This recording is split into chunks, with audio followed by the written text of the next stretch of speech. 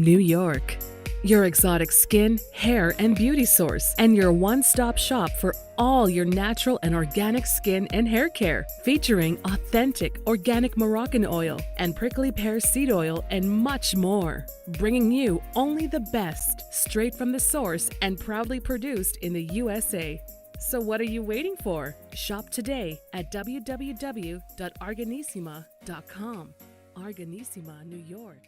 Your beauty is our...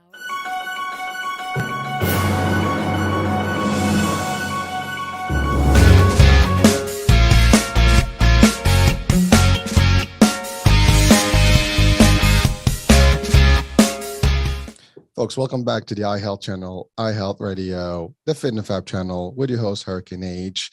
And new day, new show, new topic, new guest. And our guest today is, she's polyvalent, she's diverse in her background, she's doing a lot of things and helping a lot of people in different ways.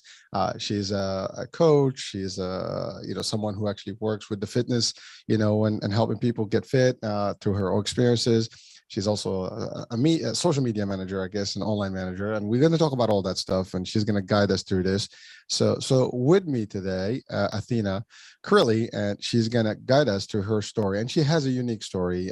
If you are a person who has some sort of eating disorder, or someone who does, anorexic and all those things, I think today is a great show to actually pay attention to, because we're going to talk about all those things and what it takes for someone to move from that status to a healthier person, healthier living, and a better lifestyle. So Athina, welcome to the show. How are you? I'm great, thank you. Thanks a lot for having me. I'm excited to have a chat with you today. Listen, I have been waiting for long, as we booked this last year and literally a few months back.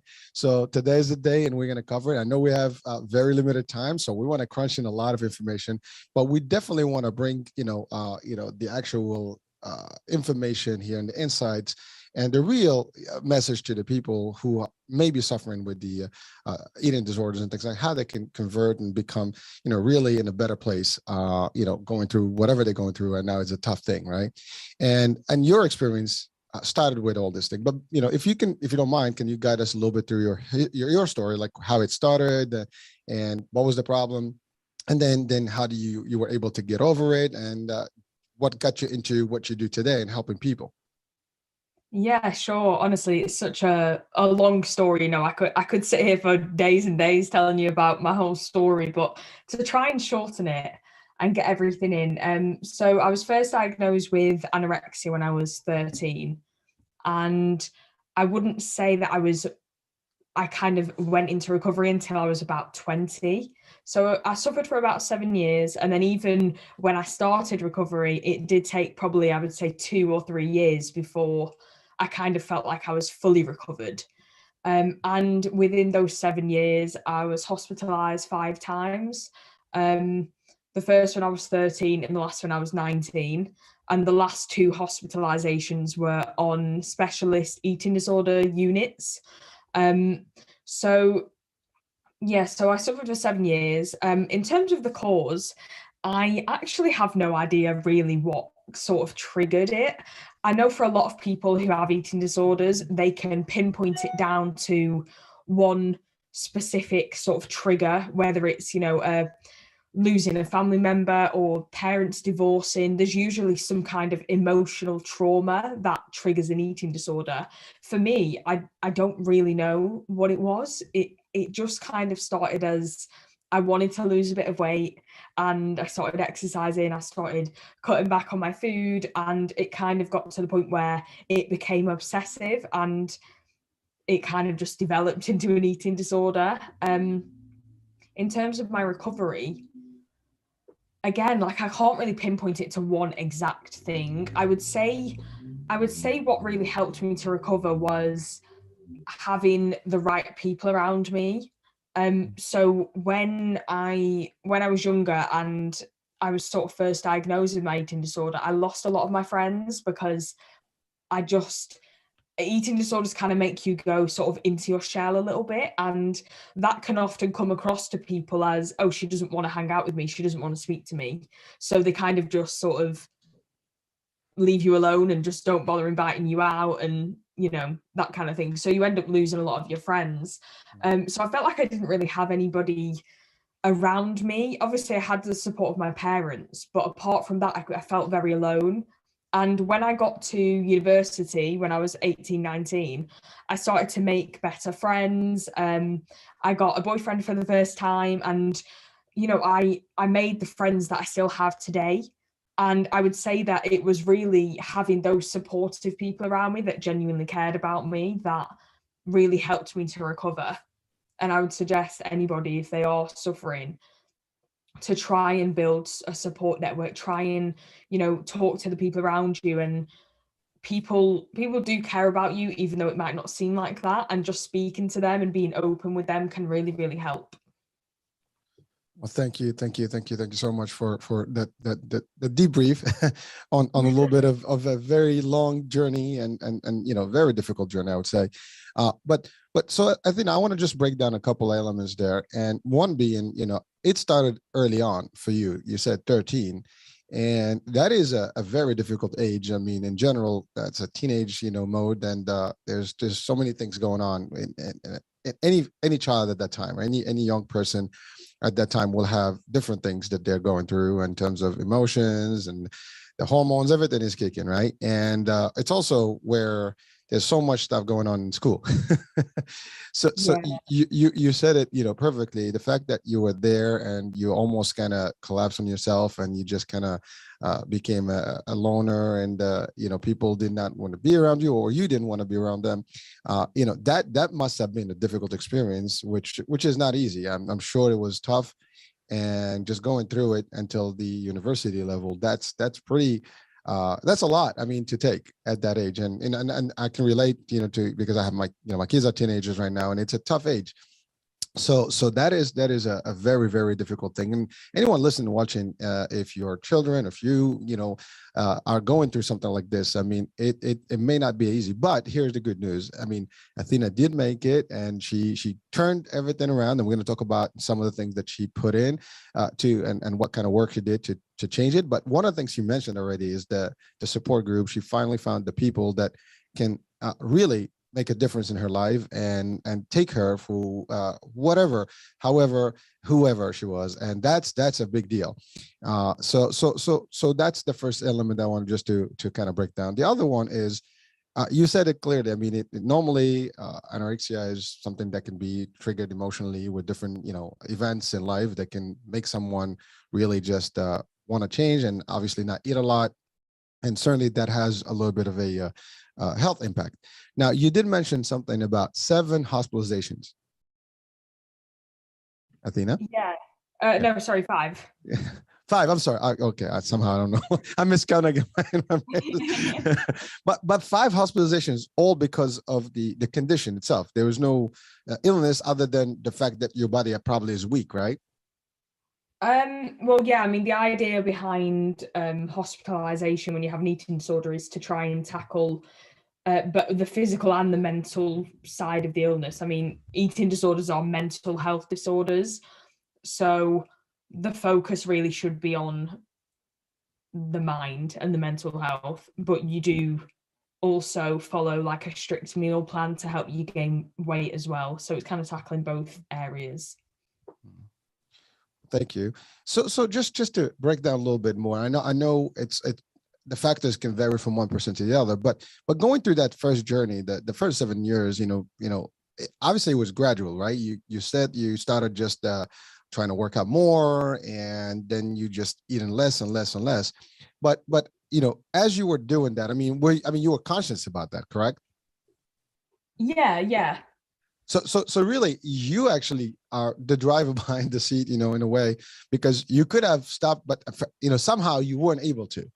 And were there any factors that kind of limited you, like really, or is it just your body just basically didn't want anymore to eat more nutrients and food and things like that? Because eventually you were able to change, so something had changed later on. Do you have an idea of what that was, that kind of the trigger point where, besides the fact that you were weak and you had to get into hospital to really recuperate and things like that, was there anything else that you because I mean, I'm sure you didn't want just to let go. You were holding on, and you did, but at the same time, it took a minute to get there. But whatever it is, you were still going through it personally. And for someone that's going through that experience right now, and they don't even know what the end game is, what would you tell them? How would you advise them, to deal with it? Yeah, I mean, it's so tough. I mean, just to go back to what you said, it is a choice for me, it was a choice at the start. I was choosing to exercise. I wanted to lose weight. I wanted to lose fat, and it was a choice. But then when you develop an eating disorder, it gets to a point where you don't think it's a choice anymore, and it's a compulsion. You feel like you have to exercise, you have to restrict. It's not like like most of the people that you speak to with an eating disorder won't be happy where they are. They don't want an eating disorder, but it's like a compulsion, and you kind of feel like you have to. It's so difficult to explain, but if somebody is in that position, I think the number one thing I would say really is that recovery is possible and you will recover one day, but it's going to take time. Recovering from an eating disorder can take years and years, and it's not something that can be rushed or forced. And I think a lot of the time it's about, like I said before, like building that network of people around you that are going to have your best interest in their hearts. And you might need professional help as well. You might need to go into hospital, you might need to see a therapist, and those things are totally fine as well. I think it's just about accepting that things do need to change and trying to let other people around you help you to recover, because it would be really difficult if you tried to do it all on your own. Well, thank you, Athena. I mean, again, it is a fact. I mean, I can give you something. I mean, I'm a lonely child, right? I mean, I have no brothers, no sisters, and I grew up pretty much by myself, and sometimes, you do want people around you, I do believe that anyone can do anything on their own without any help in this world, right? We do need the help. We do need that moral support. We do need that, just, someone to soundboard, like, someone to listen to you and give you some good advice, and be there, maybe not even give you advice, but just be there for you. And you're right. When we collapse and we close ourselves to that, sometimes it's really just me, myself, and I concept, right? So it's just you, and you don't know everything. You don't know how to, get the guidance, because you're asking yourself, but you're already the one who's in charge right now. And so it makes it a little difficult unless you have those folks. And you mentioned it originally when you did this yourself, in terms of like, it was an ambition to lose weight, and then it just got into, this status. You also kind of excluded yourself from the rest, because for whatever reason, that's just was right at the time. And maybe someone listening and watching right now, or either whether they're the kids or themselves, and it could be at any age too. This could be a problem where if you just decide to do this, you probably are just going to be hurting yourself. But if you're, you have to trust people to a degree. I mean, you don't trust, openly everyone, but you have to surround yourself with the right ones, and hopefully you can vet them out, correct. And you would know. I mean, people, it's very easy to know who's good for you, who's not in your circles. If they're there and they listen, they support you, there's no judgment, those are the people you want, right? That encourage you, empower you, and they're like standing for you, not fake, real, and those are the ones that stand by you no matter what. And as long as you have that circle of, friends and support system, you can do things. Of course, if this is, somebody who is experiencing anorexia at an older age, maybe it's different, because their mature is different. But when someone is younger, the parents are there, but the parents also struggle, because it's hard sometimes to understand the teenage mentality, for example, right? And you have to adjust with them, and that could be a little bit more difficult. But someone that is in the same age group, someone that understands, what you're going through at that time, will probably be more, appropriate for that. But you did eventually found the right people. And what, if you don't mind, what was the main characteristic of those people? Because I kind of covered a few, but what would be your description of the right people? The right people for what? Sorry. Well, the right people to support you, that actually make a difference that made a difference in your life, or can make a difference in somebody else's life. When you're selecting your group of support, what would be some characteristics and attributes you would want to look for? I would say, I mean, a lot of the time it's going to be the people that are already around you. So, you know, your parents, maybe siblings, close family members, close friends, therapists, dietitians, doctors, the people that have sort of been with you from the start and know what you're going through.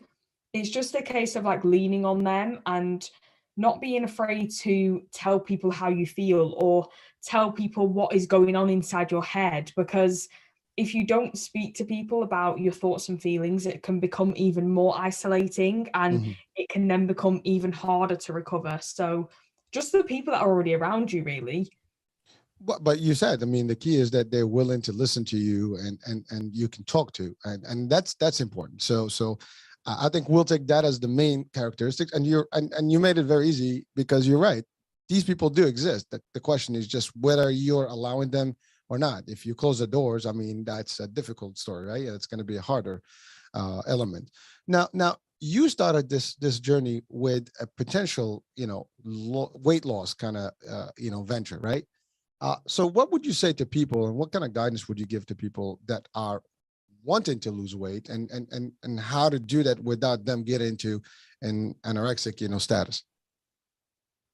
I think, again, it's so difficult. I think when it comes to weight loss, it needs to be healthy and sustainable, and you shouldn't sort of go into it thinking I want to lose as much weight as possible, as quickly as possible, and exercise for hours every day. Like, it needs to be sort of smaller changes that are things that you could continue for a long time, and not just sort of like a crash diet or a excessive exercise. And I think that's the best, most healthy way to go about it. So basically, people have to do it in a very, defined way, and with a plan. It cannot be sudden. It has to be, a combination of a bunch of things, and no, like, immediate diets, and, you just want to drop, drastically the weight. You want to be able to have some sort of a lifestyle, that encompasses a little bit of weight, balance, eating healthy, gym exercise, and even exercise maybe could be more than just regular aerobics and things like that. It could be also weight training and things like that. Wouldn't you say so? Yeah, I think weight training is one of the best ways to lose weight. And it's also, alongside helping you to lose fat, it can also help you to build muscle, which is really good for you and really healthy in the long term. So I think if people are looking to lose weight, they should focus on resistance training and strength training. And if someone's going through recovery from anorexia, Mhm. resistance training, weight training can be one of the best forms of exercise, as opposed to cardio, because when you are very malnourished, so when you've suffered with an eating disorder for a while, you can start to lose a lot of muscle, because the body basically sort of breaks down this muscle for energy when you're not eating enough. Um, Eventually, like, that doesn't happen straight away, but it does over time. So when you're recovering, it can be really helpful to follow a strength training program to regain some of the muscle that you've lost. So yeah, if you're trying to lose weight, or if you're, well into your recovery, resistance training can be great for both scenarios. So Athena, so what I'm getting from you is that the resistance training, weight training helps grow muscle, and so you don't lose your mass, and so you kind of balance while you diet. Is that what I'm getting? Yeah, I mean, I think, again, I mean, this is like a whole podcast episode in itself, but Sure. if you want to lose weight, a lot of people go straight into cardio and they'll just do loads of cardio. But actually, resistance training is a lot more, you can burn a lot more calories with resistance training, basically because muscle tissue uses more calories than fat tissue does, just on a day-to-day basis. So the more muscle you have, the more calories you burn at rest, if that makes sense. So that can make it easier for you to lose weight. And then on the other side, if you are recovering, resistance training is like the one and only way to regain that muscle that you've lost. So it's just really good all round, to be honest. And by the way, I've heard that before. We've had, a couple of guests that discussed a little bit more of that. And you're right. I mean, it's a combination, and you're right. It gives you a little bit more. But it's funny because there are a lot of diets right now, right? There's different diets. There are different, gym format, gym methods, fitness methods. Some people use cardio. There's some intermittent fasting. These are different combinations that people can use. But really, when you think about it, it has to be a little bit of, all. It's not just one versus the other. If you do something, which is, I think, a mistake sometimes people make, they want to drop weight fast and they take the extreme measures. And then to your point, they just lose their weight, but then they crash and they can't maintain it. And eventually they gain back. And sometimes even it's worse. So there's balance in everything is important, right?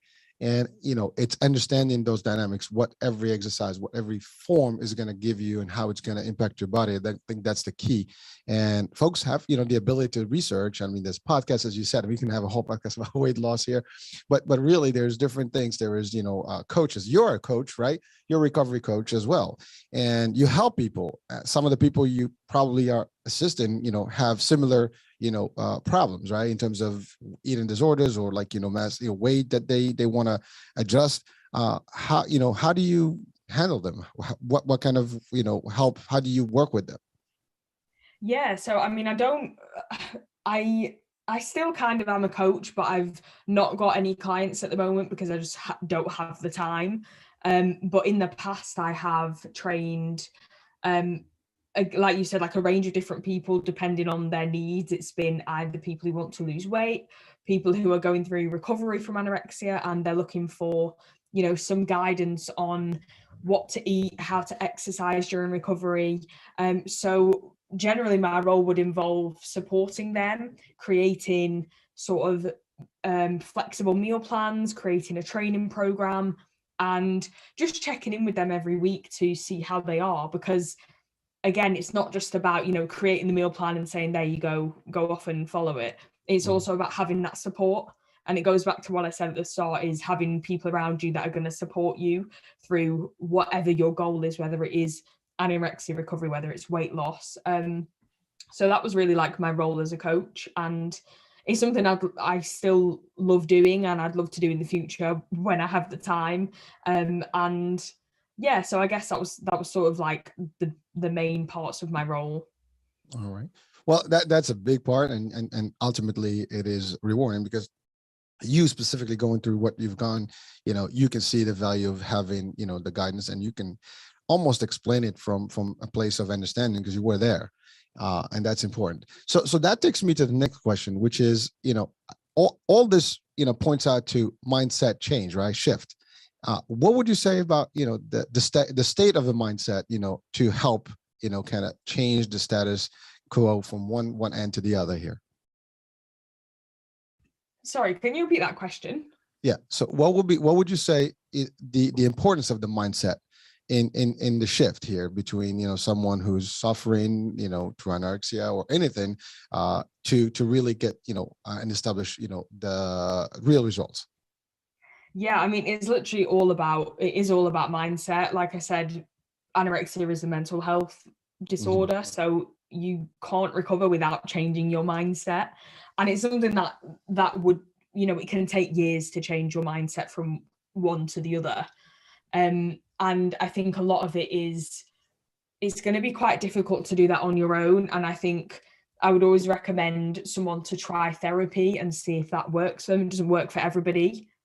But a lot of people see a lot of progress by talking to a therapist and, going through maybe cognitive behavioral therapy, something like that, to try and tackle their thoughts and change those thoughts from negative to positive. So I'd always say maybe try therapy and see if that works. And things like journaling, mindfulness, meditation, a lot of those things I'm not saying they can help you to recover on their own. Meditating isn't going to recover you from anorexia on its own, but it can be part of a healthy sort of recovery program. So I would say sort of those things, really. Thank you. Well, so the first thing that everybody needs to actually be aware of is really themselves, and that they have a situation that they're in, right? Before someone reach out to any therapist, or even get into a rehab format, or some sort of a cure or diet or anything, or exercise, sometimes people are in denial, right? And they're not seeing what's happening until it's a little bit too late. I think that's a big deal. So that takes me back to the question earlier about to the point of eating disorder. I mean, at what point someone really realizes that they have an eating disorder? So based on your experience, I'm sure there was a point where you realized this is not happening, and then you started making the changes, right? And I think a lot of people are listening and watching right now. They may be in a situation where they're like, I'm in denial. I have no problems. I'm good. This is how I want to be. Yet it's having an adverse reaction into their body, and it's really not healthy for them. And sometimes it could be too late when they realize that, oops, I missed the boat on this one. I should have start early. Now, there's never missing a boat, because you can always start any given time, but sometimes it can be harder to come back if you get to a point of almost no return, right? And then it's a lot more difficult to do that at that point. But there is a point in life where you can, like, wait a minute, something is off here. I'm not really doing this right. And now I have to make decisions. And you're right. Maybe the support group that's around me can give me dude, lady, you got to do something about this. Something's off here. You need to see a specialist, a therapist. Someone can give you, a good opinion, that is informed opinion, scientific opinion, medical opinion, whatever the case may be. So the idea that someone has been suffering can stop at any given time, providing that they're willing to really look into it. If they don't, there is no one that can make them see it, because sometimes we kind of blind ourselves. We just don't want to see the truth, and that's a problem. What would you say to that? Based on your experience? Yeah. So to sort of go off what you said there, I mean, you do get to a point where you know that this is not normal, but by that point, it's already too late. It's so it's so difficult to explain this, but it's not like when you are diagnosed with an eating disorder, it's not a case of, okay, I know something's wrong, okay, let's just change, because it's not that simple. You can't just flip a switch and go, okay, well, I'm going to stop exercising and I'll start eating normally as of tomorrow. Like, it doesn't work like that. It's a mental health condition. It's just like going up to someone with depression and saying, just be happy tomorrow. Or, going up to someone with DID and saying, oh, we'll just stop hearing voices. Like, it doesn't work like that. You can't just sort of say, oh, I know something's wrong, so I'm just going to change. And that's why it takes so many years for people with eating disorders to actually recover, because it's like this deep-rooted it's like this mindset shift, and it becomes so difficult to get out of that mindset. And you really only can get out of that mindset by doing all the things that we've mentioned in the podcast: the support network, therapy, hospitalization. Like, it's so difficult. It is possible, but it's very difficult. Thank you, Athina. So now let's talk about your journey got you into writing a book, and the book is to kind of almost shed light on what this whole dilemma of anorexia is and how to deal with it, some of the things. Can you tell us more about what is the book, what's the name, and when it was published, and as well as what's some of the key messages in the book? Yeah, sure. So my book, I wrote it was in 2019 that I wrote it, and it was published in sort of late 2019. So I wanted to write this book. I remember thinking about writing this book literally when I was still going through my eating disorder, and I wanted to write something. I remember saying to myself, I'm going to write a book about this if I ever do fully recover. And I thought, when I got to 2019, I'd been recovered for a couple of years, and I thought, now's the time to write it.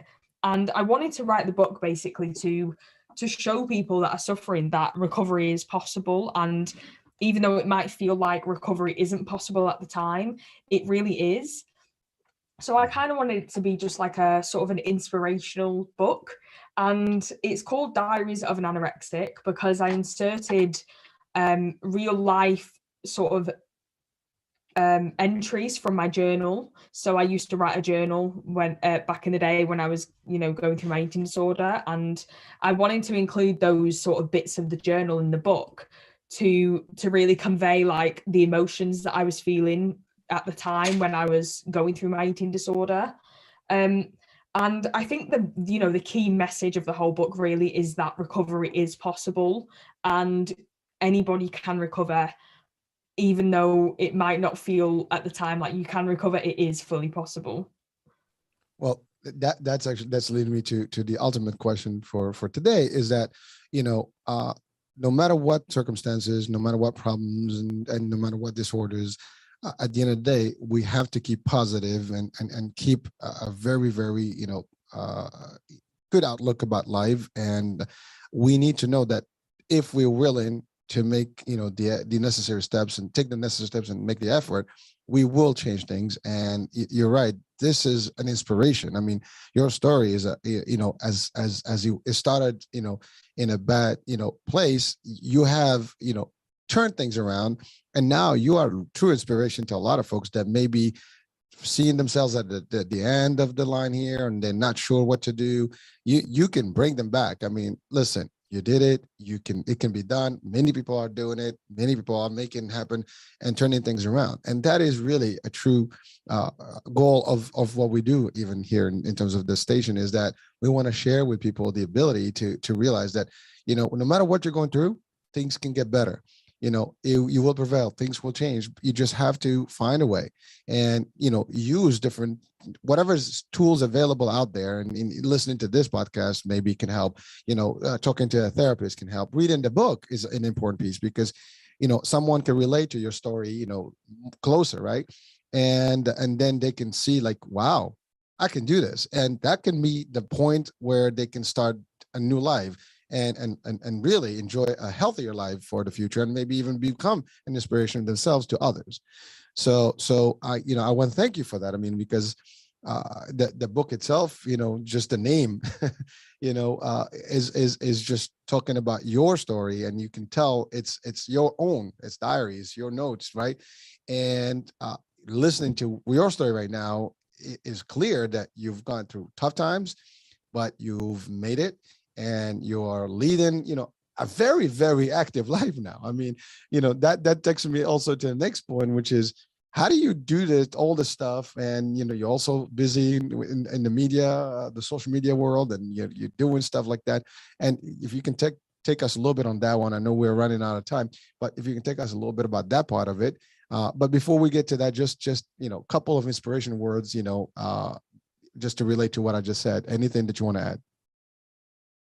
Yeah, I mean, I think you summed it up perfectly. It is about staying positive, and that's much easier said than done. But I do really just want to drive home that recovery is possible, and just be patient with it, because recovery is really, really, it's probably it is the most difficult thing that people will ever go through if they have an eating disorder. It is. I can say that with confidence for everybody, because it's so difficult, and it takes a long time and a lot of determination. You will have a lot of bumps along the way, but it is possible.